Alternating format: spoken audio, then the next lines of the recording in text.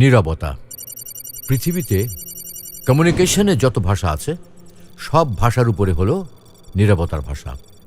নীরবতা ক্ষেত্র বিশেষে আলাদা আলাদা ভূমিকা পালন করে।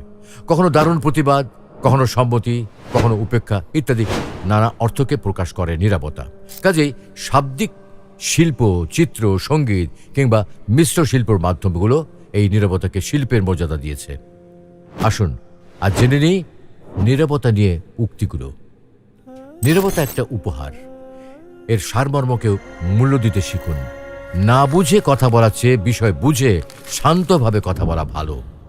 কখনো কখনো নীরবতাকে কথা বলতে দেওয়া ভালো। যখন কষ্টটা সীমা ছাড়িয়ে যায় তখন মানুষ কাঁদে না, চুপ করে যায়।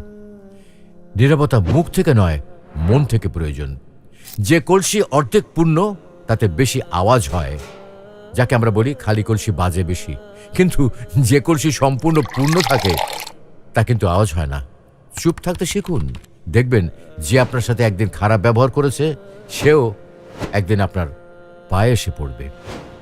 নীরবতা হলো প্রকৃত জ্ঞানের সেরা উত্তর। নীরবতা হলো মহান শিক্ষক এবং এর পাঠ শিখতে হলে আপনাকে অবশ্যই এর প্রতি মনোযোগী হতে হবে। তুমি যদি সঠিক হও তাহলে তা প্রমাণ করার চেষ্টা করো না, চুপচাপ বসে থাকো, সময় সব জবাব দিয়ে দেবে। উত্তেজনা কোনো বিষয়ের সুষ্ঠু সমাধান নয়, নীরবতায় গভীর ভালোবাসার আসল বহিঃপ্রকাশ। সুসময়ের নীরবতা হলো সবচেয়ে কমান্ডিং অভিব্যক্তি। একজন শান্ত মানুষের সংকল্পকে অবমূল্যায়ন করবেন না। নীরবতা কথা বলে যখন শব্দ নিজে থেকে চুপ হয়ে যায়।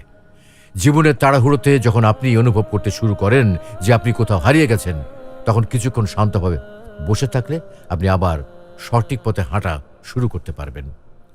কথা বলার জন্য যে শক্তি আর যোগ্যতার প্রয়োজন, চুপ থাকার জন্য তার চেয়ে অনেক বেশি শক্তি আর যোগ্যতার প্রয়োজন হয়।